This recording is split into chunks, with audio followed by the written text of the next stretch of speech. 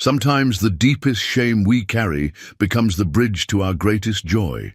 Sometimes the moment we believe we're most unworthy of love is exactly when it finds us. In the Colorado mountains, a desperate young woman stumbles into the camp of a feared mountain man. She's broken, exhausted, and carrying nothing but brutal honesty. "I haven't bathed in months," she confesses, waiting for rejection. Instead, he laughs and kisses her with a tenderness that changes everything. This is the story of two lonely souls who discover that real love isn't about being perfect. It's about being seen, accepted, and cherished exactly as you are. But what terrible secret drove her into these mountains in the first place? Before we jump back in, tell us where you're tuning in from.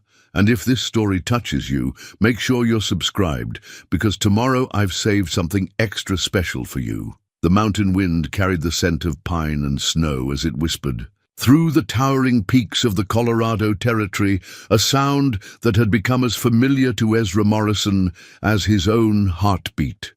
For 8 years, these mountains had been his sanctuary, his fortress, and his prison all rolled into one. At 45, Bear, as folks in the valley below had taken to calling him, stood well over 6 feet tall, with shoulders broad enough to block out doorways and hands that could snap a man's neck or whittle the most delicate wooden figurines with equal ease.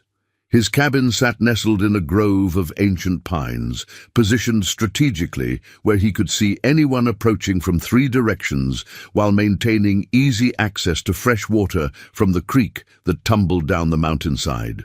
The structure itself was a testament to both his military precision and his need for solitude. Every log precisely notched, every corner squared, every window positioned for maximum visibility of the surrounding terrain. Hand-carved wooden chimes hung from the porch eaves, their gentle song alerting him to changes in the wind or the approach of visitors, though visitors were rare in these parts. Inside, the cabin reflected the contradictions of the man who built it. Military-issued blankets folded with parade ground precision sat alongside delicate wood carvings of birds and flowers. A cavalry saber hung above the fireplace next to shelves lined with books of poetry and philosophy. The kitchen table bore knife scars from years of meal preparation, but also held a small vase where Bear often placed wildflowers during the brief mountain summers. This morning, like every morning for the past 8 years, Bear had risen before dawn to check his traplines and survey his domain. The routine never varied: coffee first, strong and black, then a methodical inspection of the perimeter, followed by whatever maintenance the mountain demanded. Winter was coming early this year. He could feel it in the bite of the wind and see it in the way the animals were already seeking shelter at lower elevations. What he hadn't expected to find on this particular October morning was a woman. She materialized from behind a stand of aspen trees like something conjured from his loneliest dreams, stumbling more than walking.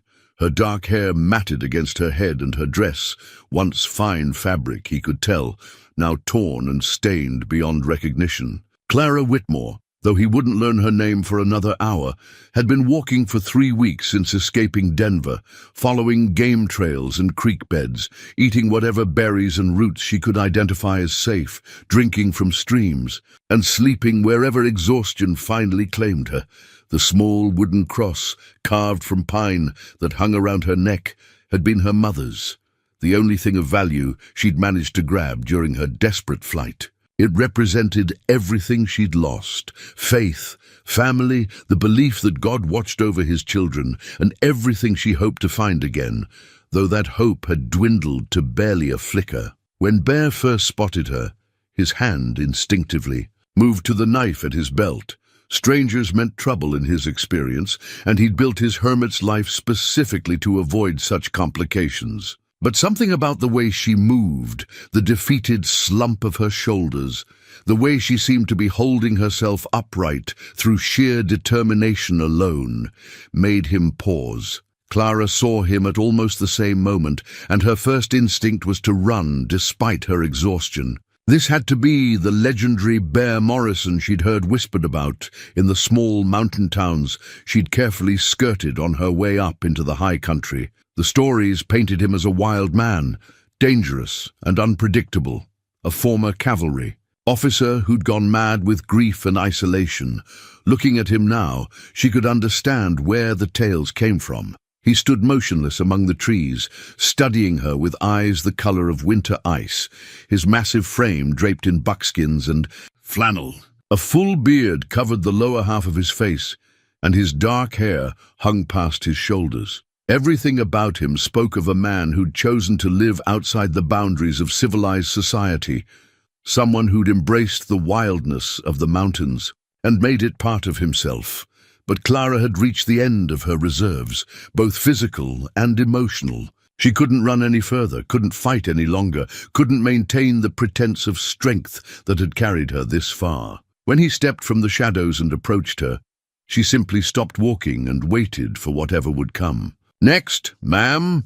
His voice was surprisingly gentle for such a large man, cultured in a way that spoke of education and refinement despite his current circumstances. "You look like you could use some help." That's when the words tumbled out of her, the confession that should have sent him running in the opposite direction.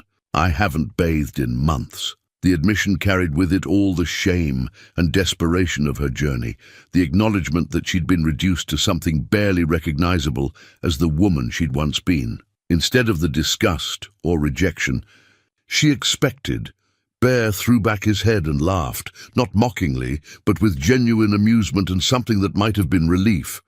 Before Clara could process what was happening, he'd stepped forward, cupped her dirty face gently in his massive hands, and kissed her with a tenderness that spoke of understanding, acceptance, and the recognition of a kindred spirit. "Well then," he said when he finally pulled away, his eyes twinkling with humor and something deeper, "I reckon that makes two of us. Come on up to the cabin. Let's see about getting you fed and cleaned up." As they walked together up the winding path to his sanctuary, Clara felt something she hadn't experienced in years, the absence of fear. For the first time since her wedding night 3 years ago, she was in the presence of a man who didn't want to hurt her, control her, or take something from her. The realization was so overwhelming that tears began streaming down her dirty cheeks, though she tried to hide them. Bear noticed, of course, but said nothing. He'd learned over his years, in the mountains, that sometimes the kindest thing you could do for a wounded creature was give it space to heal in its own time. Whatever had driven this woman into his wilderness would reveal itself when she was ready to share it. The cabin felt like a palace to Clara after weeks of sleeping under the stars. The warmth from the fireplace, the smell of coffee and bacon, the simple luxury of a roof overhead and walls to keep out the wind, it all combined to create an overwhelming sense of safety she'd almost forgotten existed. Bear moved around the space with practiced efficiency, laying out clean clothes that had obviously belonged to a woman at some point, heating water for a bath, and preparing a meal that made Clara's mouth water with anticipation. "The clothes were my wife Sarah's," he said simply, not looking at her as he spoke. "She's been gone 8 years now. I kept thinking I should give her things away, but somehow never got around to it. Maybe I was keeping them for a reason." Clara wanted to ask what had happened to Sarah, but something in Bear's tone warned her away from the subject. Instead, she accepted the kindness gratefully, along with the implication that she was welcome to stay at least long enough to recover from her ordeal. As she sank into the first hot bath she'd had in months, Clara allowed herself to believe, for the first time since leaving Denver, that she might actually survive. More than that, she might even have found a place where she could begin to heal from the wounds that went far deeper than anything the mountain wilderness had inflicted on her body. Outside, Bear sat on his porch and listened to the gentle splashing, sounds coming from his cabin, sounds he hadn't heard in 8 long years. The wooden chimes sang softly in the evening breeze, and for the first time in longer than he cared to remember, Ezra Morrison felt something that might have been hope stirring in his chest. 3 days passed before Clara found the courage to tell Bear the whole truth. She'd spent those days recovering her strength, eating his simple but nourishing meals, and slowly beginning to recognize herself again in the small mirror above his wash basin. The bruises on her throat had faded from purple to yellow, and the cut on her lip had healed enough that it no longer pulled when she smiled, something she found herself doing more often in Bear's gentle presence. On the evening of the 3rd day, as they sat before the fireplace sharing a supper of venison stew and cornbread, Clara carefully folded the torn remains of her wedding dress and placed it on the table between them. The once beautiful ivory silk was now stained with dirt, blood, and tears, the delicate lace trim hanging in shreds. It looked like what it was, the remnants of a life destroyed. "I need to tell you why I'm here," she said quietly, her fingers tracing the ruined fabric. "Why I was running, and why I can never go back." Bear set down his coffee cup and leaned back in his chair, giving her his full attention without pressure. In the firelight, his weathered features looked patient and kind, encouraging her to continue at her own pace. "I was married to Thomas Whitmore," Clara began, her voice barely above a whisper. "He owns half the businesses in Denver, the largest mercantile, 2 hotels, and most of the gambling houses. People respect him, or at least they fear him enough to act like they do. To everyone who knows him, he's a successful businessman, a pillar of the community." She paused, gathering her courage. "To me, he was a monster." The words came haltingly at first, then in a rush, as 3 years of suppressed terror poured out of her. She told Bear about the wedding night when Thomas had shown his true nature, about the beatings that followed whenever she displeased him, in some imagined way, about being locked in their bedroom for days at a time as punishment for talking too long to a shop clerk or smiling at another man. She described the careful makeup and high collars she'd worn to hide the bruises, the lies she'd told when people asked about her injuries, the way Thomas had systematically isolated her from anyone who might have helped. "The worst part," Clara said, her voice breaking, "was that he convinced me it was my fault, that I was too willful, too proud, that I brought his anger on myself. For the longest time I believed him." Bear's hands had clenched into fists as she spoke, but his voice remained calm when he finally responded. "What made you run?" Clara's laugh held no humor. "He told me he was going to sell me to a brothel in California. Said I was more trouble than I was worth as a wife, but I might still have some value as a whore. He'd already made the arrangements." She touched the small wooden cross at her throat. "That night, while he was passed out drunk, I took whatever I could carry and ran. I've been running ever since." The silence that followed was broken only by the crackling of the fire and the gentle song of the wind chimes on the porch. Bear studied the ruined dress, then looked directly into Clara's eyes. "He'll come looking for you," he said matter-of-factly. "I know." Clara's voice was steady now, resigned. "Thomas doesn't like to lose things that belong to him. And in his mind, I'm his property, bought and paid for with a wedding ring."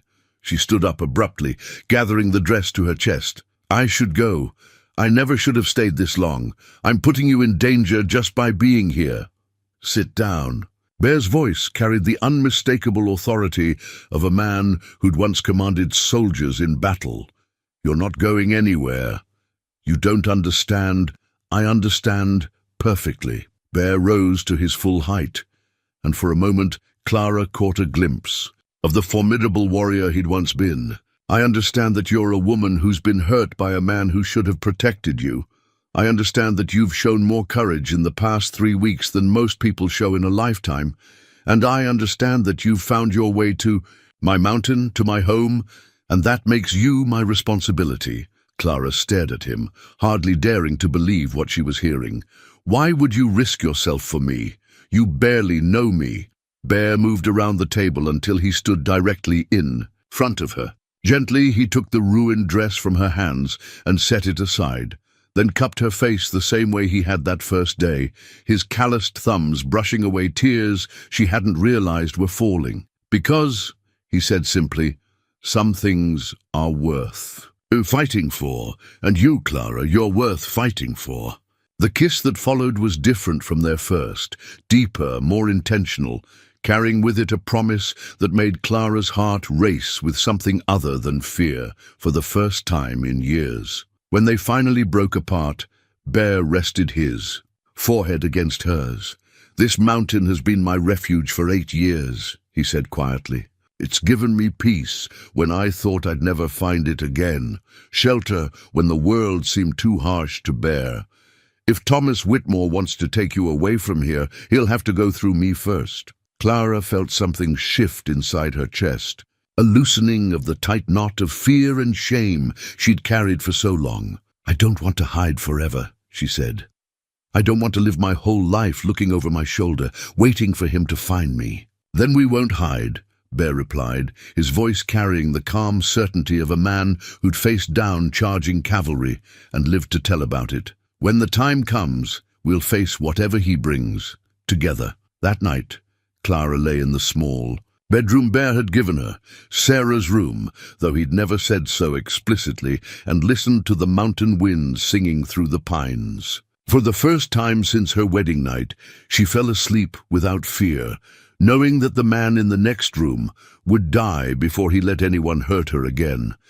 But even as she slept peacefully, 50 miles away in Denver, Thomas Whitmore was posting rewards for information about his missing wife. The notices described Clara as mentally unstable and dangerous to herself, painting him as a concerned husband desperate to bring his beloved home safely. The bounty he offered was substantial enough to interest every tracker, bounty hunter, and desperate man between Denver and the Canadian border. Winter was coming to the Colorado mountains, but Clara Whitmore had found something warmer than any fire. She'd found a man who saw her worth, who offered protection without demanding submission in return, who made her feel like the woman she'd been before Thomas Whitmore tried to break. Her spirit, the torn wedding dress, lay folded in the corner like a discarded chrysalis, no longer needed by the woman who was slowly learning to fly again. The first snow came early that year, dusting the peaks with white, while the aspens below still blazed golden against the mountainside. Clara woke to find Bear already up and moving, around the cabin with quiet efficiency, banking the fire and preparing for the day's tasks. She watched him from her doorway, noting how he moved with the unconscious grace of a man completely at home in his environment, every motion purposeful and economical. "Morning," he said without turning around, somehow aware of her presence despite the silence of her bare feet on the wooden floor. "Coffee's ready. We've got work to do today if we're going to be ready for winter." Over breakfast, Bear explained the realities of mountain survival with the patience of a teacher and the authority of experience. There would be firewood to split and stack, food to preserve, equipment to repair and winterize. The nearest settlement was a hard day's ride down treacherous mountain paths, and once the heavy snows came, they'd be completely cut off from the outside world until spring. "I can work," Clara said firmly. "I want to earn my keep." Bear studied her over his coffee cup. She looked better already. The hollows in her cheeks were filling out, and there was color in her face again. But more importantly, there was determination. In her voice, a quiet steel that spoke of inner strength returning.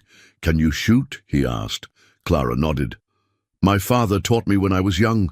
Before—" She trailed off, then straightened her shoulders. "Yes, I can shoot." Bear rose and moved to a wooden chest in the corner of the room. From it, he withdrew a military knife in a worn leather sheath. The brass fittings tarnished with age, but the blade itself clearly maintained with religious care. The handle bore engravings that spoke of service and sacrifice. His name, rank, and the words 10th Colorado Volunteer Cavalry etched in flowing script. "This was mine during the war," he said, offering it to her handle first. "A man's life. It can depend on having good steel at hand. A woman's too, I reckon." Clara accepted the knife with reverence, understanding the significance of the gesture. This wasn't just a tool. It was a piece of Bear's history, a symbol of his trust in her, and his commitment to her protection. I don't know if I could actually use it, she admitted, testing the weight of the weapon in her hand. Hope you never have to find out, Bear replied. But if the time comes, I expect you'll do what needs doing. Survival has a way of teaching us things about ourselves we never knew. The morning passed in a comfortable rhythm of shared labor. Bear taught Clara how to properly stack firewood so it would shed water and cure evenly, how to read the weather signs in the clouds and wind patterns, how to identify the tracks of the various animals that shared their mountain. His hands guided hers as he showed her the proper way to sharpen an axe, how to set snares for small game, how to find the edible plants that would supplement their winter stores. You were a soldier, Clara observed as they worked. It wasn't a question.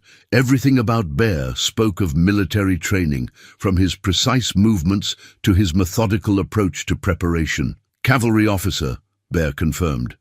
Served from 61 to 65, then stayed on for the Indian campaigns afterward, made it all the way to Major before... He paused in his wood splitting, staring off toward the distant peaks. Before I decided I'd had enough of killing for a while. The war must have been terrible. Bear's laugh held no humor. War's always terrible, but it teaches you things too, about loyalty, about protecting what matters, about standing your ground. When running would be easier.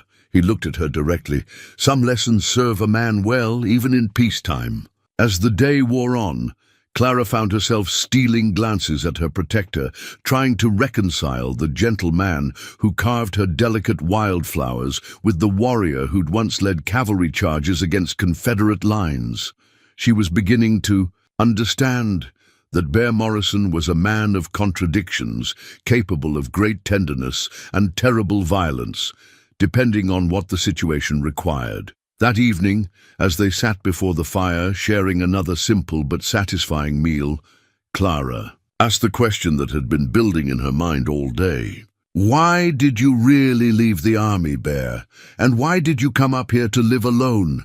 For a long moment she thought he wouldn't answer. He stared into the flames, his weathered hands wrapped around his coffee cup, and when he finally spoke, his voice carried the weight of old grief. I had a wife, he said quietly. Sarah. We were married right before I shipped out for the war, just kids really, barely old enough to know what love meant. She waited for me through 4 years of fighting, wrote me letters that kept me sane when everything else was madness and blood. Clara said nothing, sensing there was more to come. When I came home, we settled in Colorado Springs. I was going to ranch, maybe run for sheriff, build the kind of life Sarah deserved after waiting so long. We had plans, a house, children, growing old together on our own land. Bear's voice grew softer, more distant. Then the cholera came through in 67, took her and our baby boy both inside of a week. The silence that followed was filled with the soft crackling of the fire and the distant howl of wind through the peaks. Clara felt tears prick her eyes, understanding now why Bear had chosen isolation, why he'd retreated to these mountains where memories couldn't follow. I'm sorry, she whispered, the words inadequate but sincere. Bear looked at her then, and she saw something in his eyes she hadn't noticed before, a deep loneliness that matched her own, a recognition of shared loss and hard-won survival. After that, the noise and bustle of town felt like mockery, he continued. Too many people, too many questions, too many well-meaning folks who wanted to help me move on. So I came up here where the only sounds are the ones God intended. Wind and water and the voices of wild things. Found peace of a sort, I suppose. And now? Clara asked softly. Bear smiled then, the first truly unguarded expression she'd seen from him. Now I'm thinking maybe peace isn't the only thing worth having. Maybe some risks are worth taking, even when you've convinced yourself you're done with that kind of hoping. Clara felt her heart skip at the implication in his words, at the gentle warmth in his eyes as he looked at her. She was beginning to understand that Bear's protection came with no strings attached, no expectations beyond her willingness to heal and grow strong again. He wasn't trying to possess her or control her.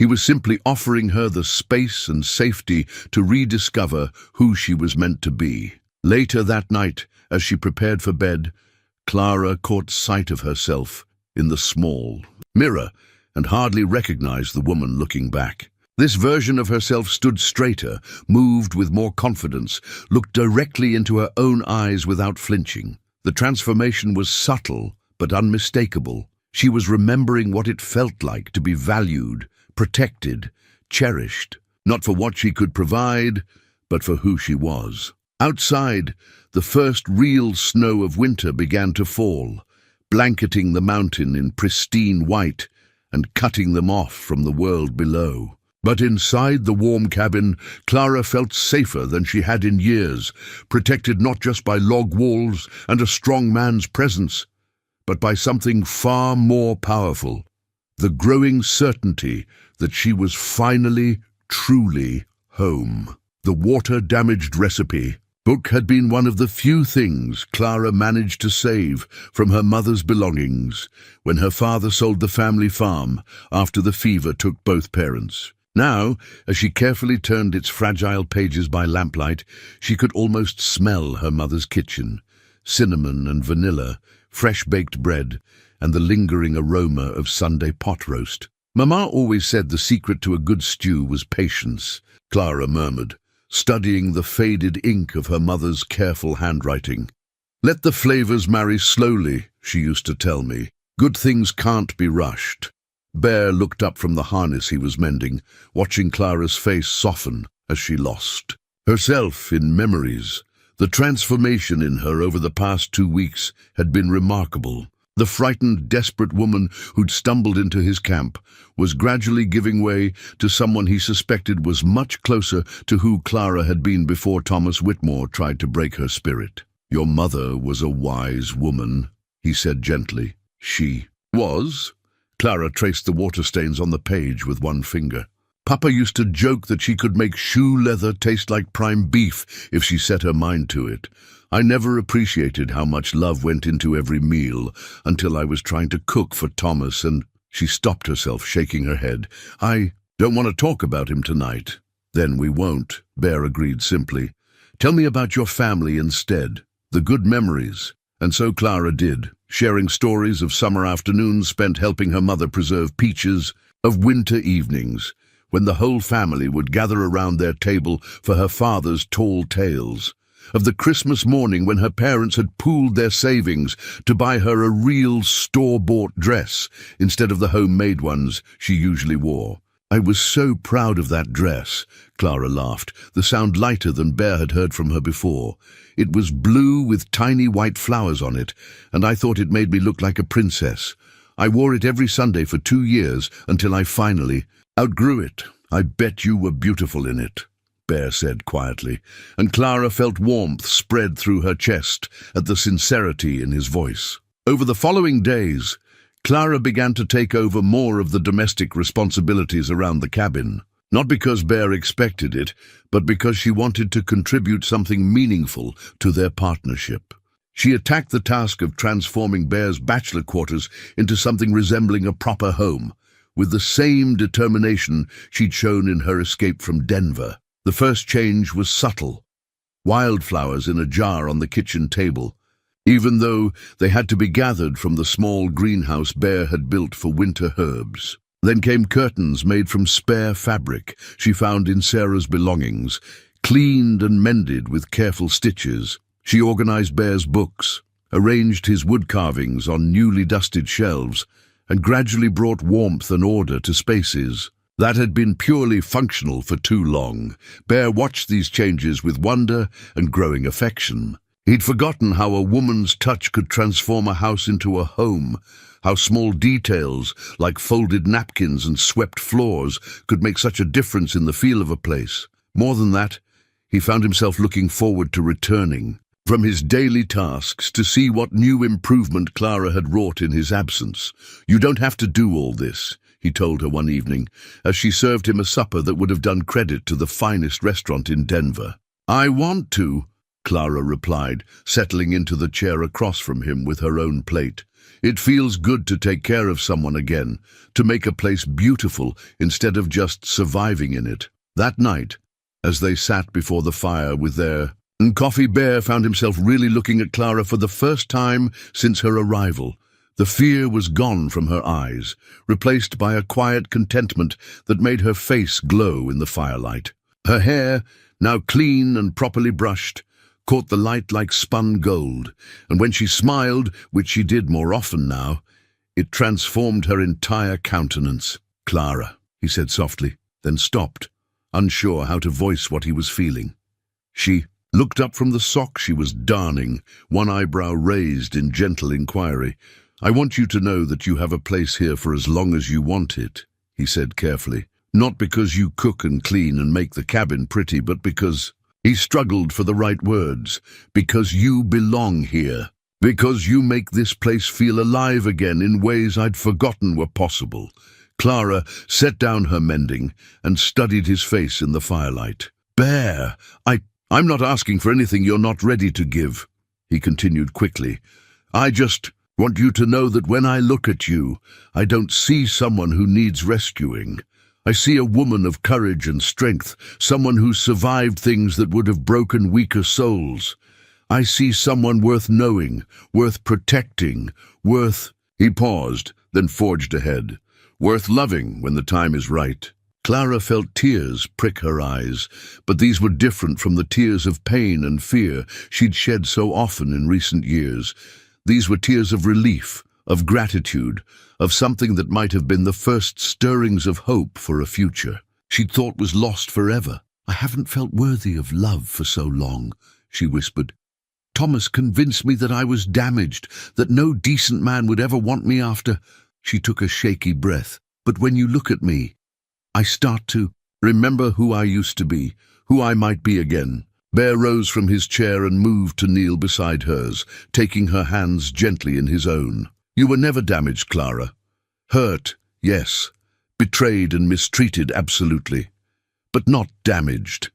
You're like a wildflower that's been trampled but not uprooted. Given time and care, you'll bloom again, stronger than before." They sat together in comfortable silence as the fire burned low, Clara's hands warm in Bear's gentle grip, both of them aware that something fundamental had shifted between them. They were no longer just protector and protected, no longer simply two lonely souls who'd found temporary shelter together.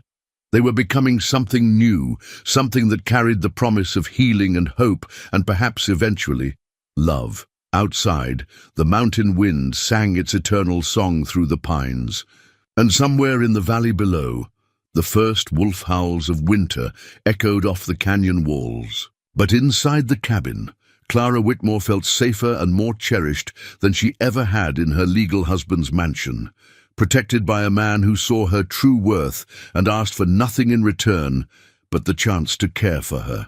As she prepared for bed that night, Clara looked at her mother's recipe book one more time, running her fingers over the familiar handwriting and remembering the lessons it contained, not just about cooking, but about patience, about taking time to let good things develop naturally, about the love that transformed simple ingredients into something nourishing and beautiful.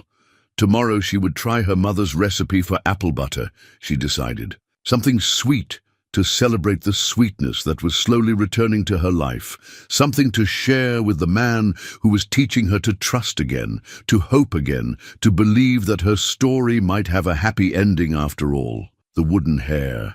Comb was a work of art, though Bear would have scoffed at such a description.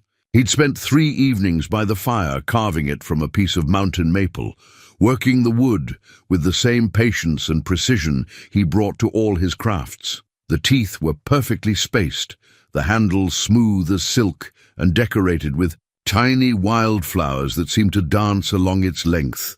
Clara discovered it on her pillow one morning, wrapped in a piece of soft leather, and felt her heart skip in a way that had nothing to do with fear. When she emerged from her room with it in her hands, Bear was already at the stove preparing breakfast, but she could see the flush of color creeping up his neck. "It's beautiful," she said softly, running her fingers over the delicate carving. "Work. You made this for me. Your hair deserves something prettier than those old pins you've been using," he replied gruffly, not meeting her eyes. "Figured you might like it." Clara moved to the mirror and slowly drew the comb through her long blonde hair, now clean and shining after weeks of proper care. The simple gesture felt revolutionary after years of hurriedly pinning her hair back to hide bruises on her neck, of rushing through her morning routine to avoid Thomas's critical gaze. This felt like luxury, like self-care, like being cherished. "Thank you," she said, and the words carried far more weight than their simple syllables suggested. Over breakfast, they talked about the day's plans with the easy companionship they'd developed over the past month. The conversation flowed naturally, punctuated by comfortable silences and shared glances that spoke of growing intimacy. Clara found herself watching Bear's hands as he gestured, remembering how those same calloused fingers had carved such delicate beauty for her. "I've been thinking," she said as they finished their coffee, "about what you said the other night, about belonging here." Bear set down his cup carefully, giving her his full attention. "I do feel like I belong," Clara continued, her voice growing stronger with each word. "More than I ever did in Denver, more than I ever did anywhere really. But I don't want to just be someone who hides here forever. I want to be someone who chose to be here, who earned the right to stay." "You've already earned that right," Bear said quietly. "Have I?" Clara's smile held a hint of her old spirit, the fire that Thomas had tried so hard to extinguish. "I ran away from my problems, Bear. I let him drive me out of my own life instead of standing up for myself. I don't want to be that person anymore." Bear studied her face, seeing the determination there, the gradual return of the confidence that must have been hers before Thomas Whitmore got his hands on her. "What are you saying?" "I'm saying that when he comes looking for me, I don't want to run again. I want to face him, to tell him exactly what I think of him and his threats. I want to look him in the eye and show him that he didn't break me." The conviction in her voice stirred something deep in Bear's chest, a mixture of pride and protectiveness that made him want to gather her in his arms and never let her go. But he also heard the fear underneath the brave words, the uncertainty of a woman who was still learning to trust her own strength. "Facing him won't be easy," he said carefully. "Men like Thomas don't give up their property without a fight." Not his property," Clara replied firmly. "I never was, no matter what the law says, and I'm tired of acting like I am." That afternoon, as Clara worked in Bear's small greenhouse tending the herbs and vegetables that would see them through the winter, she reflected on how much she'd changed in such a short time. The simple domestic tasks that had once felt like drudgery under Thomas's critical eye now brought her satisfaction and peace. Here she wasn't performing for approval or trying to avoid punishment.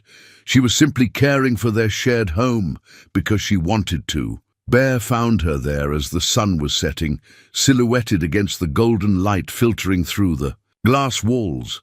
She'd pinned her hair up with his comb, and the sight of it nestled among her blonde curls made something warm unfurl in his chest. "Clara," he said softly, and she turned to him with a smile that took his breath away. "I love it here," she said simply. "I love the quiet, the mountains, the way the light changes throughout the day. I love waking up without fear, going to sleep without dread.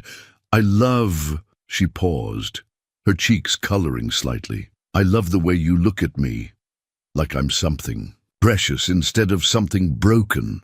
Bear moved closer, drawn by the honesty in her voice and the openness in her expression.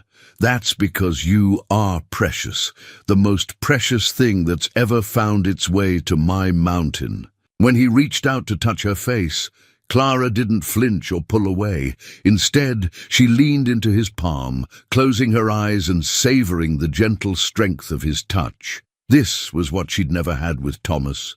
Tenderness without ownership, desire without demand, love offered freely without conditions or expectations. "Bear," she whispered, and he heard everything in that single word: gratitude, growing affection, and the tentative beginning of trust in something more. Their kiss was soft and sweet, nothing like the bruising dominance Thomas had called affection. This was a question asked and answered, A promise given and received, a recognition of something beautiful beginning to bloom between them. When they broke apart, Clara rested her forehead against Bear's chest and listened to the steady rhythm of his heartbeat. For the first time since her wedding night, she felt no fear at a man's touch, no need to brace herself for pain or humiliation. This felt like coming home to herself, like remembering who she was meant to be. "I want to tell you something," she said quietly. "Something I've never told anyone." Bear waited, his arms loose around her waist, offering comfort without constraint. "When I was a little girl, I used to dream about falling in love. Real love, not the practical arrangements my friends' parents made for them. I wanted someone who would see me, really see me, and love me not despite my flaws, but including them. I wanted to feel safe and cherished and valued for who I was inside." She pulled back to look into his eyes.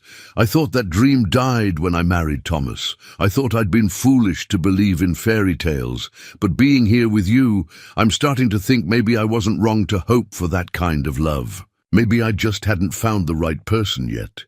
Bear's smile was soft and wondering. "Maybe you hadn't found your way to the right mountain yet." As they walked back to the cabin together in the gathering dusk, Clara felt a lightness in her chest that had nothing to do with the thin mountain air. She was beginning to understand that healing wasn't just about recovering from trauma.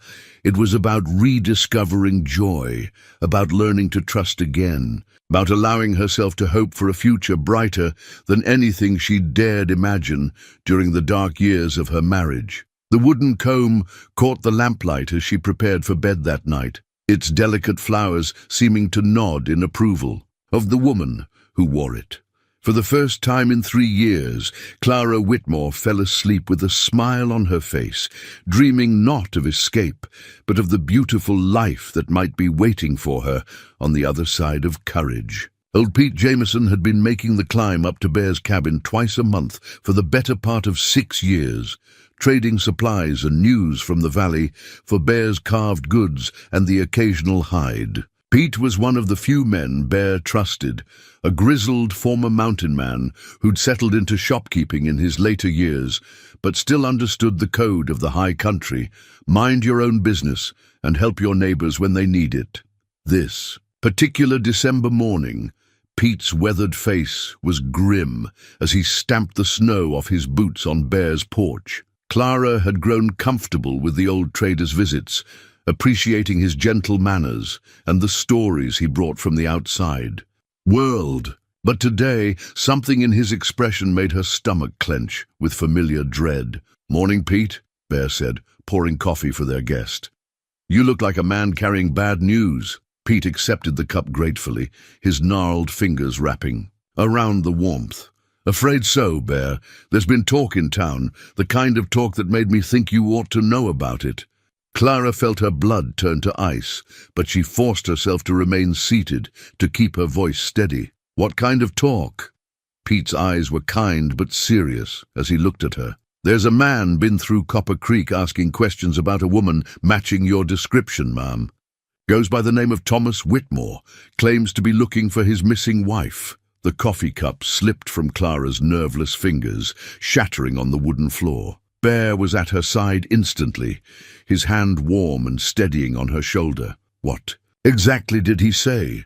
Bear's voice was carefully controlled, but Clara could hear the edge of steel beneath the calm. Pete reached into his coat and withdrew a folded paper, smoothing it out on the table with obvious reluctance. It was a wanted poster, professionally printed and offering a substantial reward for information leading to Clara's safe return. But what made Clara's breath catch in her throat was the description. Thomas had painted her as a woman suffering from mental instability, prone to delusions and dangerous to herself.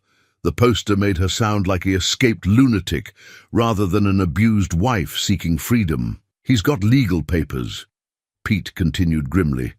"Marriage certificate, statements from doctors in Denver claiming you've been treated for nervous disorders. Makes it look real official."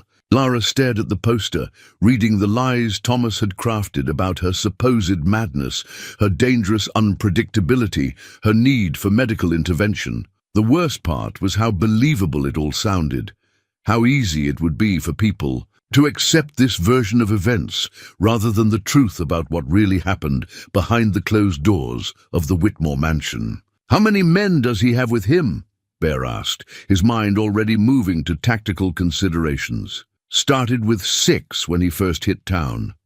Hired on 4 more from the local toughs, men who'd do anything for the kind of money he's offering." Pete's expression was apologetic but realistic. "I'm sorry, Miss Clara, but that kind of reward money is more than most folks around here see in a year. There'll be plenty willing to look the other way on his methods, if it means collecting that bounty." Clara felt the familiar panic rising. In her chest, the urge to run that had sustained her through 3 weeks of desperate flight from Denver. But when she started to rise from her chair, Bear's hand tightened gently on her shoulder. "No running," he said quietly, reading her intention. "We talked about this, remember? When the time came to face him, we'd do it together." "You don't understand," Clara said, her voice cracking with strain. "He has legal papers, official documents. In the eyes of the law, I'm his property. Even if we could prove what he did to me, even if people believed me instead of him, the law would still give him the right to take me back." "The law's one thing," Bear replied, his voice carrying the quiet certainty of a man who'd faced down worse odds. "Justice is another. And up here on my mountain, justice matters more than legal papers." Pete cleared his throat uncomfortably. "There's more, I'm afraid. Whitmore's been spreading word that whoever's hiding his wife is likely to face charges. Themselves, harboring a fugitive, kidnapping, that sort of thing. He's got the territorial marshal convinced this is a legitimate recovery operation." Clara's composure finally cracked. She buried her face in her hands, her shoulders shaking with silent sobs. All the progress she'd made, all the healing and growing strength seemed to crumble under the weight of Thomas's relentless pursuit. He would never let her go, never allow her to find peace, never stop hunting her until she was back under his control. "I have to leave," she whispered through her tears. "I have to run again before he finds this place. I won't let him hurt you because of me." "Like hell you will." Bear's voice was quiet but implacable. He knelt beside her chair, gently pulling her hands away from her face. "Look at me, Clara." When she finally met his eyes, she saw no fear there, no doubt, only a resolve that seemed unshakable. "I've been hiding up here for 8 years, Bear said softly. "Hiding from life, from connection, from the possibility of loss. You changed. At that, you brought light back into my world, reminded me what it means to care about something more than just surviving. I'll be damned if I'm going to let some bastard in a fancy suit take that away from either of us." Pete shifted uncomfortably in his chair.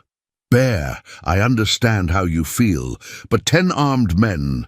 10 men who don't know this mountain," Bear interrupted. 10 men who will be fighting uphill in unfamiliar territory against someone who spent 8 years learning every rock, every tree, every game trail in these parts. His smile was grim but confident. "I've faced worse odds with worse terrain." Clara wiped her eyes, trying to summon the courage she'd felt just days before. "What if they bring the marshal? What if this becomes about more than just Thomas wanting me back?" "Then we deal with that too," Bear replied simply. "But Clara, I need you to understand something. This isn't about me playing hero or proving something about my manhood. This is about protecting what matters, and you matter, not just to me but in general. You deserve to live free from fear, to choose your own path, to love and be loved on your own terms." Pete drained his coffee and stood up slowly. "I should be getting back before anyone notices how long I've been gone. But Bear," he paused, his weathered face serious, "I've known you for 6 years, and I've never seen you look at anything the way you look at this young lady. Just make sure you're not letting your heart make tactical decisions your head ought to be making." After Pete left, Clara and Bear sat in heavy silence. The wanted poster spread between them like a declaration of war. Clara traced the printed text with one finger, reading again the lies Thomas had crafted about her mental state, her dangerous instability, her need for immediate medical intervention. "He's made me into a mad woman," she said finally. "A dangerous lunatic who can't be trusted to make her own decisions. Even if we could prove what he really did to me, who would believe it? He's a respected businessman with legal documents and medical testimony. I'm just a hysterical woman who ran away from her lawful husband." Bear reached across the table and covered her hand with his. "I believe you. That's a start. It won't be enough." "Maybe not for the law," Bear agreed, "but sometimes the law gets things wrong. Sometimes justice has to come from other sources." Clara looked at him sharply. "What are you saying?" Bear's expression was carefully neutral. "I'm saying that Thomas Whitmore doesn't understand the kind of place he's coming into. These mountains don't care about his money, or his legal papers, or his reputation in Denver. Up here, a man is judged by his actions and his character. And from what you've told me about his character, I don't think he's going to find much sympathy among the locals." That evening, as they prepared for what might be their last peaceful night together for some time, Clara found herself studying Bear's face in the firelight. She was beginning to understand that the gentle, protective man she'd fallen in love with was also something else. A predator when circumstances required it, a warrior who'd spent years learning how to eliminate threats to what he valued. "Are you planning to kill him?" she asked quietly. Bear considered the question seriously. "I'm planning to protect you, whatever that requires." Clara felt a complex mix of emotions at his words, gratitude for his protection, fear for his safety, and a dark satisfaction at the thought of Thomas finally facing consequences for his cruelty. She'd spent 3 years as his victim, 3 years believing she deserved his violence, 3 years convinced she was powerless to fight back. But she wasn't powerless anymore. She wasn't the broken, terrified woman who'd fled Denver in the middle of the night. She was someone who'd survived, who'd healed, who'd learned to hope again. And if Thomas wanted to drag her back into his private hell, he was going to discover that she'd become someone very different from the woman he'd tried to destroy. "When he comes," she said finally, "I want to face him. I want to look him in the eyes and tell him exactly what I think of him and his threats. I want him to see that he didn't break me." Bear smiled, and Clara saw pride in his expression along with the love that had become so familiar. "I wouldn't expect anything less from you." Outside, the mountain wind carried the scent of snow and the promise of a storm coming down from the high peaks. But inside the warm cabin, Clara Whitmore was preparing for a different kind of storm, one that would determine whether her new life would survive the assault from her old one. The revelation came 3 nights later, in the quiet hour between supper and sleep, when the cabin felt most like home. Clara had been mending one of Bear's shirts by the firelight, humming softly to herself, a habit she'd rediscovered in recent weeks, when she noticed him fidgeting with something around his neck beneath his shirt. "What's that?" she asked gently, setting down her sewing. Bear's hand stilled, and for a moment Clara thought he wouldn't answer.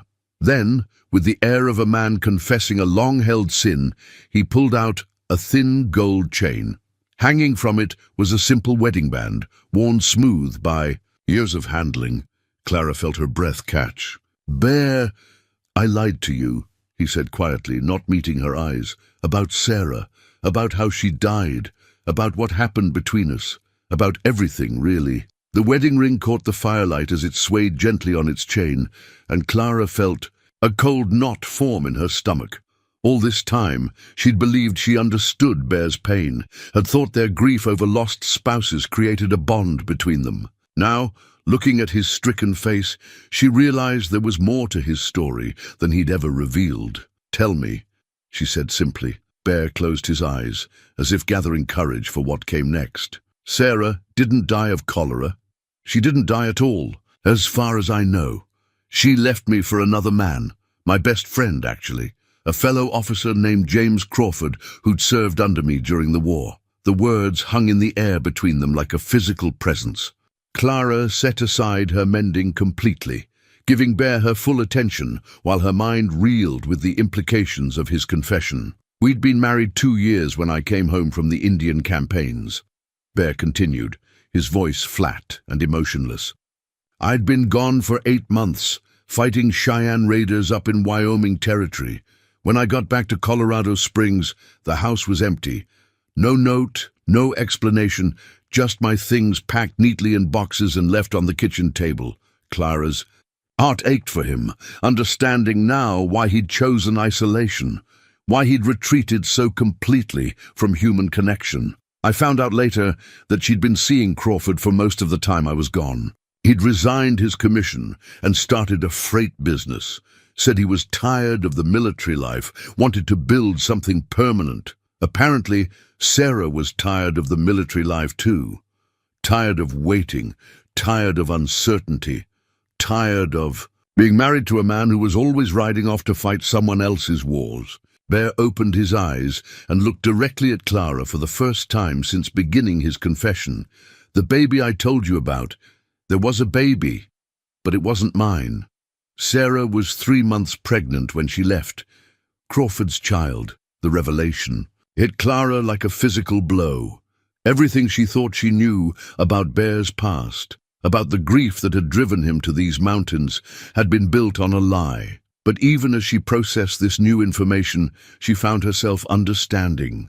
Rather than judging, she knew something about the shame that came with betrayal, about the way it made you question everything you thought you knew about yourself and your worth. "Why did you tell me she was dead?" Clara asked gently. Bear's laugh was bitter. "Because it felt true. The Sarah I'd married, the woman I'd fallen in love with, she was dead to me. The real Sarah, the one who could smile at me over breakfast and then spend the afternoon in another man's bed. I'd never really known her at all." He fingered the wedding ring, turning it over and over on its chain. "I kept this because I thought it would remind me never to be that foolish again, never to trust someone so completely that their betrayal could destroy me. But somewhere along the way, it just became a weight I couldn't seem to put down." Clara felt tears prick her eyes, but not for the reason she might have expected. She wasn't crying for Bear's deception or even for the pain he'd endured. She was crying because she recognized the look in his eyes, the same shame and self-doubt that had haunted her own reflection for 3 years. "You thought it was your fault," she said softly. "You thought if you'd been a better husband, a different kind of man, she wouldn't have left." Bear's nod was barely perceptible. "I was gone too much, too focused on duty, on honor, on abstract concepts instead of the woman who was supposed to be the most important thing in my life. I thought if I'd paid more attention, if I'd resigned my commission and settled down sooner—" "Stop!" Clara's voice was firm, cutting through his self-recrimination. "Just stop." She rose from her chair and moved to kneel beside his, taking his hands in hers the same way he'd comforted her so many times over the past months. "Bear, listen to me. What Sarah did to you, what she chose to do behind your back while you were risking your life in service to your country, that wasn't about your failings as a husband. That was about her character, her choices, her inability to honor the vows she made to you." Bear stared at her, as if seeing her clearly for the first time. "You think I don't understand," Clara continued, "but I do. I spent 3 years believing that Thomas's violence was my fault, that if I'd been a better wife, a more obedient woman, he wouldn't have needed to hurt me. I told myself that his anger was justified, that I brought it on myself by being too willful, too proud, too everything." He said I was. She reached up and touched his face gently. "But we were both wrong, weren't we? We were both victims of people who took our love and twisted it into something ugly. The difference is, we survived. We're here, together, and we have the chance to build something real and honest and good." Bear's eyes filled with tears he'd held back for 8 years. "How can you forgive me for lying to you?" "Because I understand why you did it," Clara replied simply. "Because shame makes us do things that don't make sense to anyone else. Because you're not the same man who was betrayed by his wife, any more than I'm the same woman who was broken by her husband. We're who we chose to become after the worst things happened to us." Slowly, carefully, Bear lifted the chain over his head and held it out between them. The wedding ring caught the firelight one last time before he stood and walked to the fireplace. Without ceremony, he threw the chain and ring into the flames, where they disappeared in a shower of sparks. "I don't want to carry that weight anymore," he said quietly. "I don't want Sarah's betrayal to have any power over what we might build together." Clara joined him at the fireplace, watching the last traces of his old life disappear into ash and smoke. "What do we build instead?" Bear turned to her, and Clara saw something new in his expression. Not the careful control he'd maintained since her arrival, but something raw and honest and infinitely precious. "We build the truth," he said. "No more lies, no more shame, no more carrying other people's sins as if they were our own.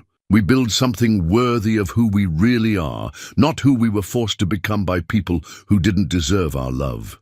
When Bear kissed her this time, it was different from all their previous kisses. This one carried the weight of complete honesty, the promise of a future built on truth rather than the careful construction of acceptable lies. Clara felt something settle in her chest, a sense of rightness that she'd never experienced even in the early days of her marriage, when she'd still believed in fairy tales. "I love you," she whispered against his lips, the words coming easily because they were simply true. "I love you too," Bear replied, and Clara could hear the wonder in his voice, as if he'd never expected to say those words again and mean them completely. Outside, the mountain wind continued its eternal song, but inside the cabin, two wounded souls had finally found the courage to stop hiding from each other and from themselves. They discovered that love wasn't about being perfect or unmarked by life's cruelties. It was about being brave enough to trust again, honest enough to share the darkest truths, and strong enough to build something beautiful from the wreckage of what came before. Thomas Whitmore was still out there somewhere, still hunting, still determined to drag Clara back into his version of hell. But tonight, for the first time since beginning this journey, Clara felt truly ready to face him, not as a victim running from her past, but as a woman who'd found her strength and chosen her future, a future with a man who saw her worth and shared her courage, a man who understood that the best kind of love was the kind that accepted everything and demanded nothing but honesty in return. The storm that had been threatening for days finally broke on a grey January morning, bringing with it not just snow and wind, but the sound Bear had been listening for, horses struggling up the mountain trail, their hooves striking stone and ice as their riders pushed them hard despite the treacherous conditions. Bear set down his coffee cup and moved to the window, his practiced eye counting the riders through the swirling snow. 8 men, just as Pete had warned, bundled against the cold, but clearly determined to reach their destination. At their head rode a figure Bear recognized from Clara's descriptions, Thomas Whitmore, sitting his horse with the arrogant bearing of a man accustomed to getting his way through force and intimidation. "They're here," Bear said quietly. Clara, who had been preparing breakfast, felt her hands still on the skillet. She'd known this moment would come, had prepared for it mentally and emotionally, but actually hearing those words made her stomach clench with familiar fear. Then she remembered everything she'd learned about herself over the past months, everything Bear had taught her about her own worth and strength, and the fear transformed into something else, determination. "How many?" she asked, her voice steady. 8. Total, Whitmore and 7 others. Bear moved away from the window, his movements taking on the controlled efficiency Clara had learned to recognize. This was Bear, the soldier, emerging, the cavalry officer who'd survived 4 years of war and countless skirmishes afterward. "They'll be here in 20 minutes, maybe less if they push their horses harder than they should in this weather." Clara nodded, surprised by her own calmness. "What do we do?" Bear had been planning for this moment since Pete's visit, using his military training to analyze the terrain, consider tactical advantages, and prepare for multiple scenarios. His Sharps rifle sat cleaned and loaded by the door, along with his cavalry pistol and the knife he'd given Clara. But more importantly, he'd spent the past weeks helping Clara prepare mentally for this confrontation. "First, we stick to the plan," Bear said, checking his weapons with practiced ease. You stay inside until I call for you. These men don't know this mountain, don't know the weather patterns, and they're probably cold, tired, and angry from the hard ride up here. That gives us advantages. Clara moved to the bedroom and returned with Bear's heavy winter coat and her own. She'd learned enough about mountain survival to know that staying warm could mean the difference between thinking clearly and making fatal mistakes. Bear, she said as he shrugged into his coat, I need you to promise me something. He looked at her questioningly. Promise me that no matter what happens, no matter what Thomas says or threatens, you won't do anything that could get you hanged for murder. I won't trade your life for my freedom. Bear's smile was grim but genuine. I've been in situations like this before, Clara. I know the difference between justice and murder, between protecting what's mine and letting anger make my decisions for me. The sound of horses drawing closer interrupted their conversation. Bear moved back to the window, watching as the riders approached the clearing where his cabin sat. Even through the snow, he could see that these weren't just hired thugs. Several of them had the bearing of professional fighters, men who'd done this kind of work before. Remember, Bear said, his voice taking on the calm authority she'd learned to trust completely. Thomas Whitmore thinks he's dealing with some backwoods hermit who found his runaway wife. He has no idea what kind of man he's actually facing, and that's our biggest advantage. Clara felt a surge of fierce pride as she looked at Bear. Not just the gentle protector who'd carved her a hair comb and listened to her childhood stories, but the warrior who'd faced down enemy cavalry and lived to tell about it. Thomas might have legal papers and hired guns, but he'd never faced anything like Ezra Morrison in full battle mode. The riders reached the clearing and spread out in a rough semicircle facing the cabin, clearly trying to prevent any escape routes. Bear noted their positioning with professional interest. They were competent but not exceptional, more used to intimidating civilians than actual combat. Thomas Whitmore dismounted and approached the cabin alone, his expensive clothes and confident, marking him as a man accustomed to getting his way through wealth and position rather than personal courage. He was younger than Bear had expected, perhaps 35, with the soft look of someone who'd never done real physical labor or faced genuine hardship. "Hello, the cabin!" Thomas called out, his voice carrying the authority of assumed righteousness. "I'm Thomas Whitmore, and I'm here for my wife. I know she's in there, and I have legal authority to take her home." Bear opened the door and stepped onto the porch, immediately noting how Thomas's confidence faltered slightly at the sight of him. Bear was an imposing figure under the best of circumstances, but dressed for winter and clearly prepared for trouble. He looked like exactly what he was, a dangerous man defending his territory. "Mr. Whitmore," Bear said politely, as if greeting a neighbor who'd dropped by for coffee, "I'm Ezra Morrison. I believe you're looking for Clara." "I'm looking for my wife," Thomas corrected sharply, trying to reassert his authority. "Clara Whitmore, who's been missing for months and is in need of medical attention for her mental condition. I have documents." "I've seen your wanted posters," Bear interrupted calmly. "Interesting reading, very creative." Thomas's face darkened. "I don't know what lies she's told you about our marriage, but I assure you that Clara is not well.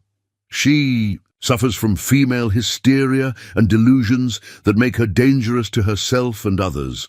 I'm here to bring her home where she can receive proper care." Bear's expression didn't change, but Clara, watching from the window, could see the subtle shift in his posture that meant he was preparing for violence. "That's funny," Bear said conversationally. "She seems perfectly rational to me. Told me some interesting stories about her time in Denver, about the kind of care she received from her loving husband. Whatever she told you, it's the product of a diseased mind," Thomas snapped, his veneer of civilized concern beginning to crack. "She's my wife, legally and before God, and I have every right to take her home. If you continue to harbor her against her lawful husband's wishes, you'll be charged with kidnapping and face federal prosecution." Bear smiled. and Clara felt a chill that had nothing to do with the winter air. She'd never seen that particular expression on his face before, cold, predatory, absolutely without mercy. Federal prosecution, Bear repeated thoughtfully. That's assuming you make it back down the mountain to file charges. The threat was delivered so calmly, so matter-of-factly, that it took Thomas a moment to process what he'd heard. When he did, his face flushed with anger and indignation. "Are you threatening me? Do you have any idea who you're dealing with? I have 7 armed men with me, and the full authority of territorial law. You're just one man protecting a delusional woman in the middle of nowhere." "One man," Bear agreed pleasantly. "But I'm on my mountain. In weather you're not prepared for, and you've just threatened the woman I love. That changes the mathematics considerably." Clara felt her heart skip at Bear's casual declaration of love, at the absolute confidence in his voice as he faced down 8 armed men without showing the slightest sign of fear or doubt. Thomas looked back at his hired men, drawing confidence from their numbers. "I'm going to ask you one more time to send out my wife. If you refuse, we'll take her by force, and whatever happens to you after that will be your own fault." "Clara," Bear called without taking his eyes off Thomas, "would you come out here? Please, I think it's time you had a conversation with your husband." Clara took a deep breath, checked that Bear's knife was secure at her waist, and stepped out onto the porch. The transformation in Thomas's expression when he saw her was remarkable. The mask of concerned husband fell away completely, replaced by something ugly and possessive that made her skin crawl. But Clara wasn't the same woman who'd fled Denver months ago. She stood straight and confident beside Bear, meeting Thomas's gaze without flinching.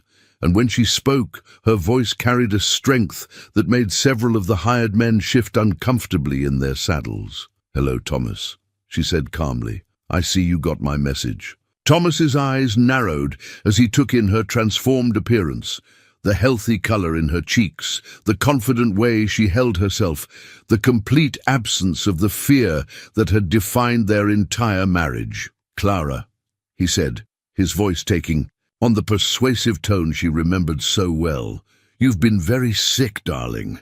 These mountain people have filled your head with lies and delusions. Come home with me now, and we'll forget this whole unfortunate episode." Clara's laugh was bright and genuine. "Sick? Thomas, I've never felt better in my life. Clear mountain air, good food, and the company of a man who actually knows how to treat a woman. It's done wonders for my health." The careful control Thomas prided himself on cracked visibly. "You're my wife, Clara. You belong to me, legally and morally. Whatever this man has told you, whatever promises he's made, they're meaningless. You're coming home where you belong." "No," Clara said simply. "I'm not."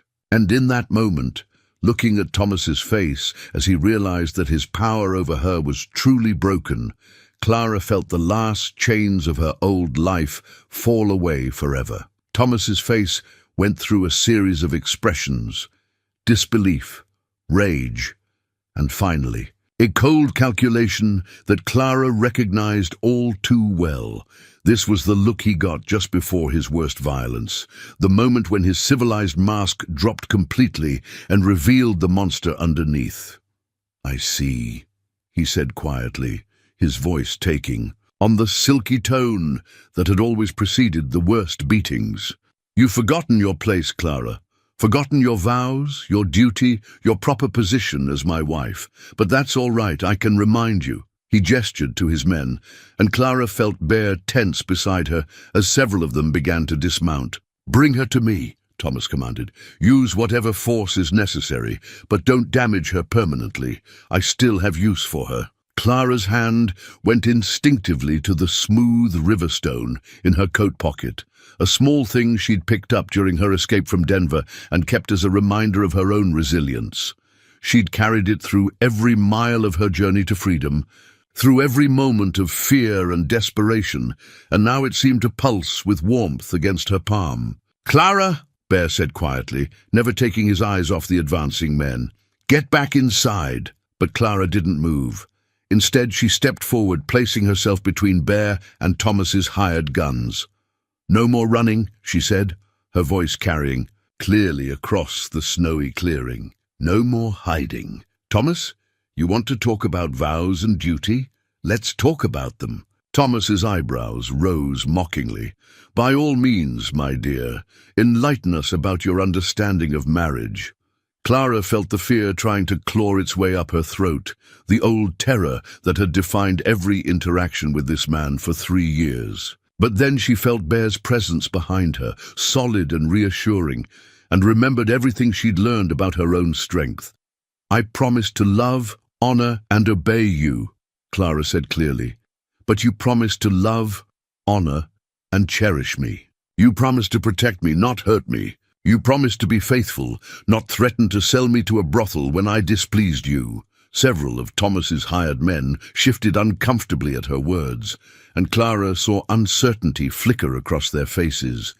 These were hard men, but most of them had mothers, wives, daughters, and what she was describing clearly didn't sit well with them. "You're hysterical," Thomas snapped, but Clara could hear the edge of desperation in his voice. "Making up stories, creating fantasies." "Am I?" Clara pulled aside the collar of her coat, revealing the faded but still visible fingerprint bruises on her throat. "Are these fantasies too? What about this?" She pushed up her sleeve, showing the distinctive scar on her forearm where Thomas had burned her with a poker for speaking to their neighbor without permission. The effect on Thomas's men was immediate and dramatic. Several of them took an unconscious step backward, and one, a younger man who couldn't have been more than 20, actually looked sick. "You lying." Thomas started forward, his hand raised to strike her, but found his path blocked by Bear's imposing figure. "I wouldn't," Bear said conversationally, his hand resting casually on his pistol grip. "We're having a civilized conversation here. No need for things to get unpleasant." Thomas's face was purple with rage, but he was still sane enough to recognize the danger in Bear's calm demeanor. "You have no idea what you're interfering with. Clara is my wife, my property, and I'll do whatever I see fit to reclaim what belongs to me." "Property," Bear repeated thoughtfully. "That's an interesting way to think about a wife. Where I come from, we consider women to be human beings with their own rights and dignity. Where you come from is irrelevant," Thomas snarled. "The law is clear. A wife belongs to her husband, and he has the right to correct her behavior as he sees fit. Whatever sob story she's told you, whatever lies she's invented to justify her adultery." "Adultery?" Clara's voice cut through Thomas's rant like a whip crack. "Is that what you're calling this? My escape from your abuse, my refusal to let you destroy me completely. That's adultery?" She turned to address Thomas's men directly, her voice carrying across the clearing with surprising strength. "He's paying you to help him kidnap a woman who ran away from his violence. He's told you I'm crazy, that I need medical help, but look at me. Do I look insane to you? Do I sound like someone who doesn't know her own mind?" The youngest of the hired men took another step back, clearly troubled by what he was hearing. "Mr. Whitmore," he said uncertainly, "maybe we should—" "Shut up." "Billy," one of the older men snapped, "we're being paid to bring back the lady, not to listen to her stories." But Clara could see that doubt was spreading among them. These weren't all heartless killers. Some were just men who needed money and had believed Thomas's story about rescuing a mentally ill wife. Now, faced with the reality of what they were being asked to do, several were having second thoughts. Thomas saw it too, and his desperation made him dangerous in a new way. "Enough of this," he said sharply. "I didn't come all this way to listen to my wife's delusions. Take her, now." The order galvanized the men who were still committed to earning their pay. 4 of them began advancing toward the porch, hands moving to their weapons, while the others hung back with varying degrees of reluctance. Bear's voice, when he spoke, was quiet, but carried clearly in the thin mountain air.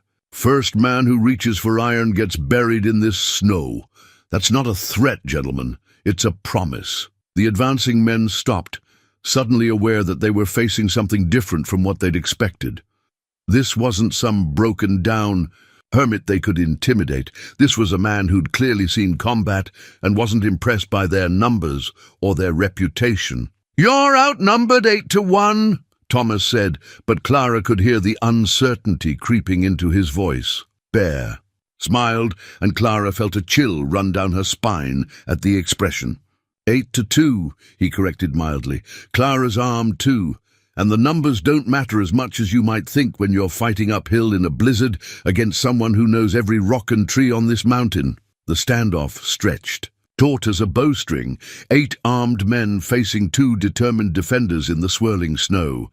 Clara could feel the violence hovering just beneath the surface, waiting for someone to make the first move that would turn words into bloodshed. Then Thomas made his fatal mistake. Frustrated by his men's hesitation and desperate to reassert his control, he drew his own pistol and pointed it directly at Clara. "Enough," he snarled. "Clara, you're coming with me right now, or I'll put a bullet in your lover and make you watch. Him die, choose." The moment Thomas drew his weapon, everything changed. Bear's hand moved with the fluid speed of long training, his pistol clearing leather and leveling at Thomas's chest before the other man could blink. Around the clearing, weapons appeared in hands as the hired men realized that the situation had just escalated beyond mere intimidation.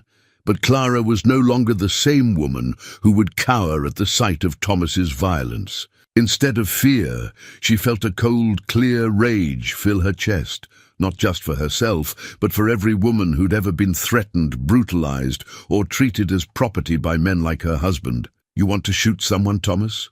Clara said, her voice deadly calm. "Then shoot me. Go ahead.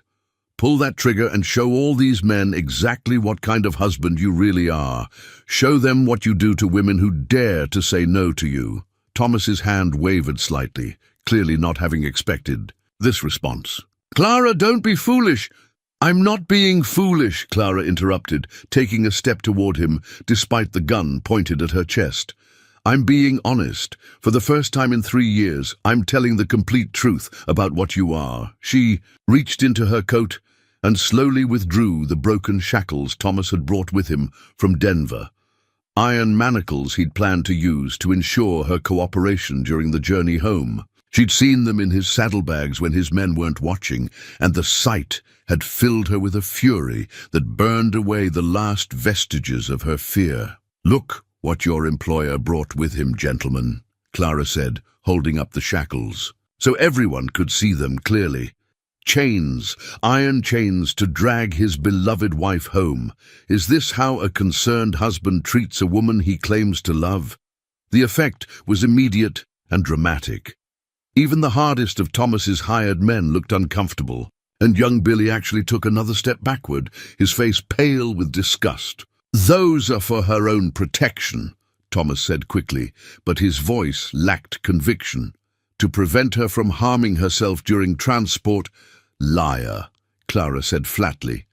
The word rang out across the clearing like a gunshot. "You brought those chains because you know I'll never willingly go back to your house of horrors, because you know that the only way you can control me now is through force." She looked directly at each of Thomas's men in turn. "He's not paying you to rescue a sick woman.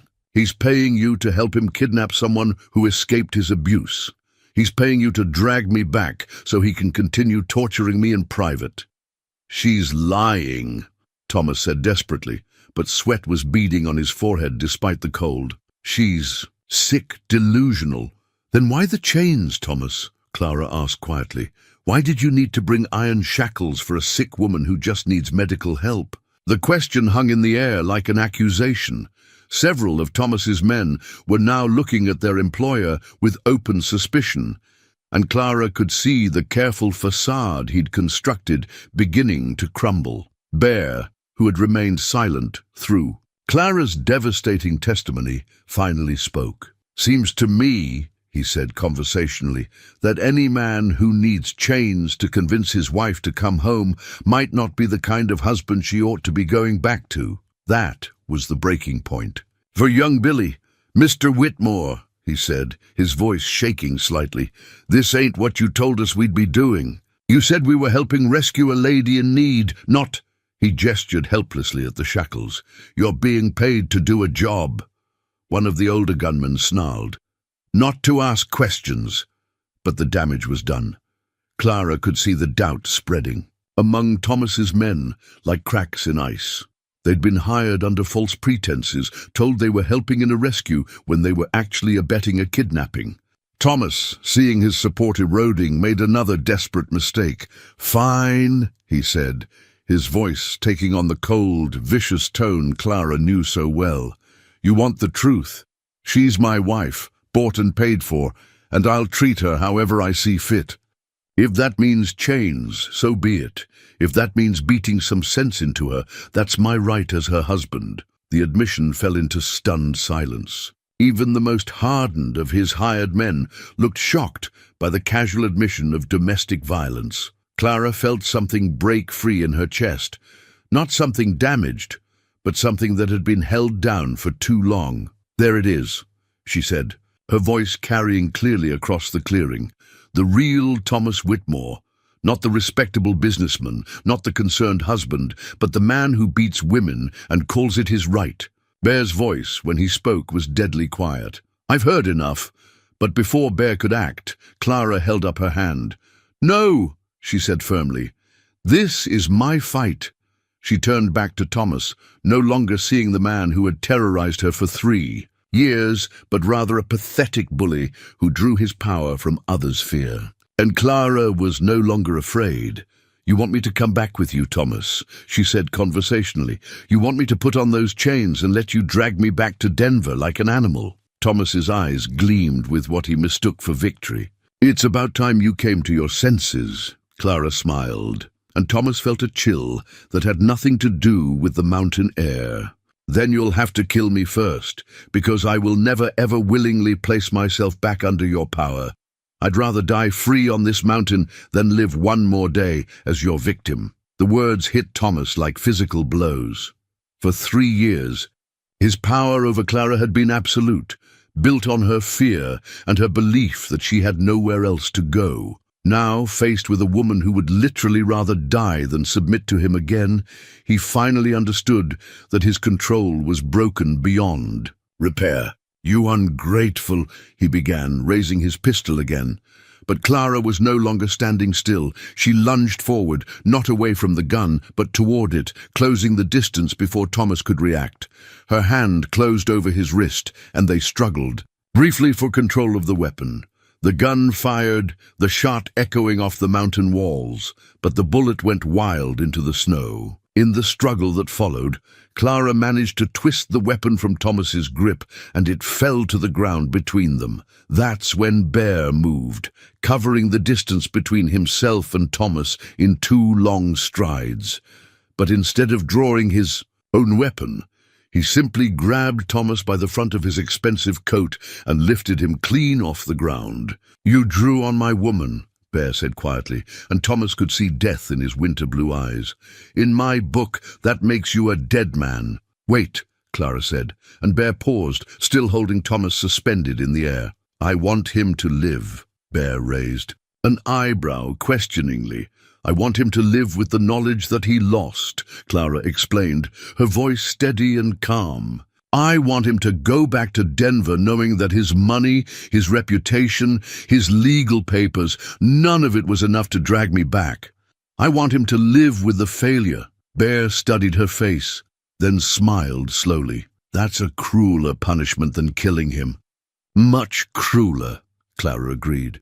Bear dropped Thomas unceremoniously in the snow, where he landed hard and stayed down, finally understanding that he'd lost more than just this confrontation. He'd lost any claim to power over the woman he'd tried to break.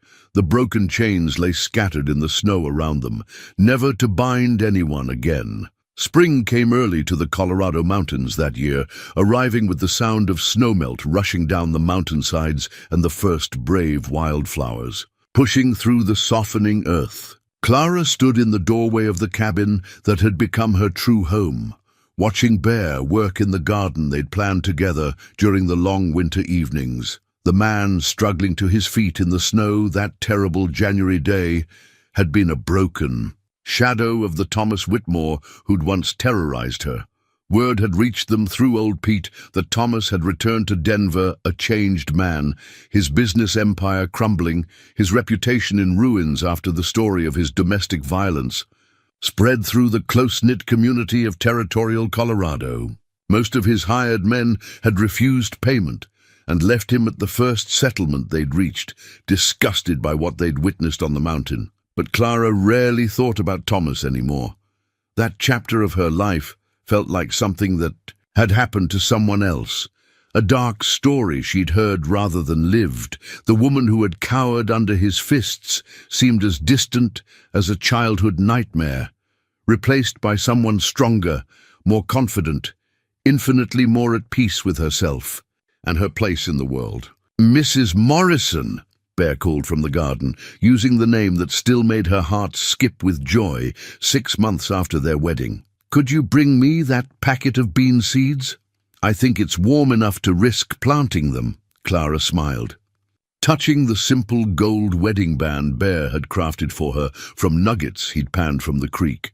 It was nothing like the elaborate diamond Thomas had given her. That ring now lay somewhere at the bottom of a mountain lake, where she'd thrown it the day after their confrontation. This ring was warm and simple and represented everything she'd never dared hope for. A love freely given and joyfully received, a partnership built on mutual respect and genuine affection. The wedding ceremony itself had been perfect in its simplicity. Old Pete had surprised them by revealing that he was also an ordained minister, licensed to perform marriages throughout the territory. They'd spoken their vows in the flower-strewn meadow behind the cabin, with only the mountains as witnesses and the song of the wind chimes as their music. Clara had worn a dress she'd sewn herself from fabric Pete had brought from town.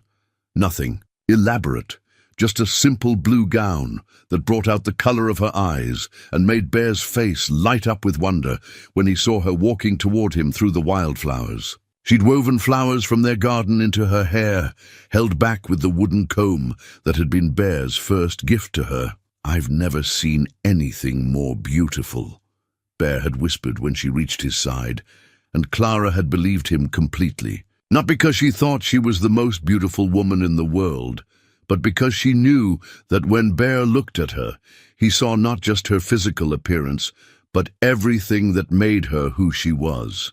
Her courage, her kindness, her strength, her capacity for love despite everything she'd endured. Their vows had been simple and heartfelt.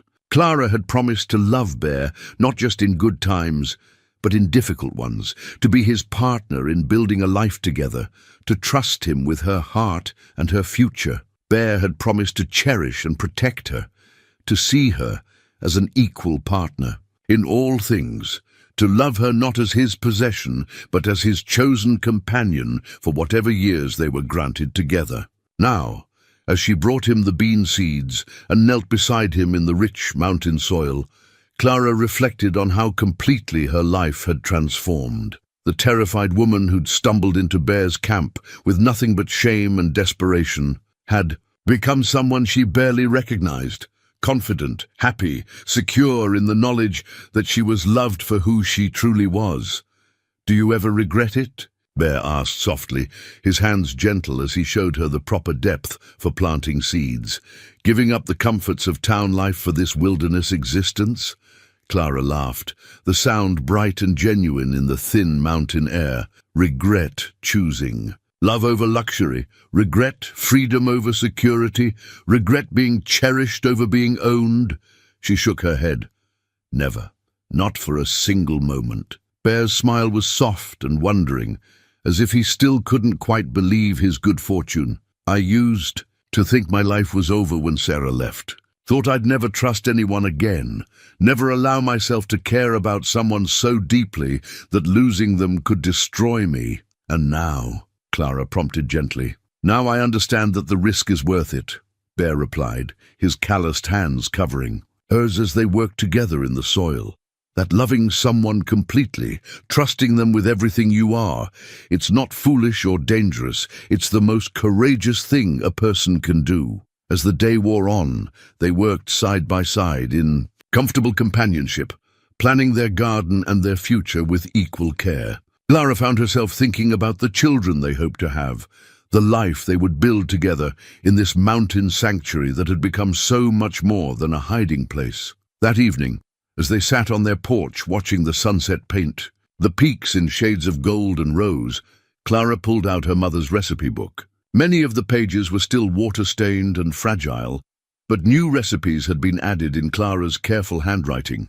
Dishes she'd learned to make for Bear, variations on old favorites, notes about which wild herbs grew best in mountain soil.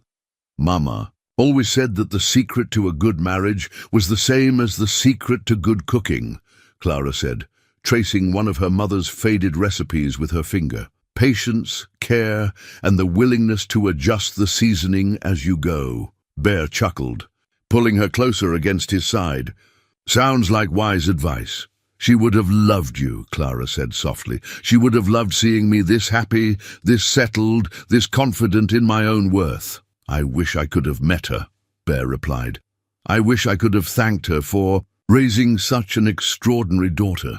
As the stars began to appear in the darkening sky, Clara reflected on the journey that had brought her to this moment. The shame she'd carried for so long about her appearance, her worthiness, her value as a person, had been replaced by a quiet confidence that came from being truly seen and accepted by someone she respected and loved. The woman who had once confessed, "I haven't bathed in months," to a stranger in the wilderness, had discovered that her deepest shame had indeed become the bridge to her greatest joy. Not because Bear had rescued her, though he had protected her when she needed protection, but because he had seen past the dirt and desperation to the woman she truly was, and had loved her back to herself. "Bear," she said softly, looking up at the star-strewn sky above their mountain home. "Yes? Thank you, for laughing when you should have been disgusted, for kissing me when I felt most unworthy of love, for showing me that sometimes the most broken people can build the most beautiful lives together." Bear's kiss was gentle and sure, full of the promise of all the years ahead of them. "Thank you," he replied against her lips, "for stumbling into my wilderness and reminding me that some things are worth coming back to life for." In the distance, a wolf howled its ancient song to the moon, and the mountain wind carried the scent of growing things, of hope renewed, of love that had found its way home at last. Clara Morrison closed her eyes and listened to the sound of her husband's heartbeat, steady and strong beneath her cheek, and knew with absolute certainty that she was exactly where she belonged. The wooden chimes sang softly from the porch eaves, their gentle music a lullaby for two souls who had found in each other not just love, but the courage to believe in happily ever after.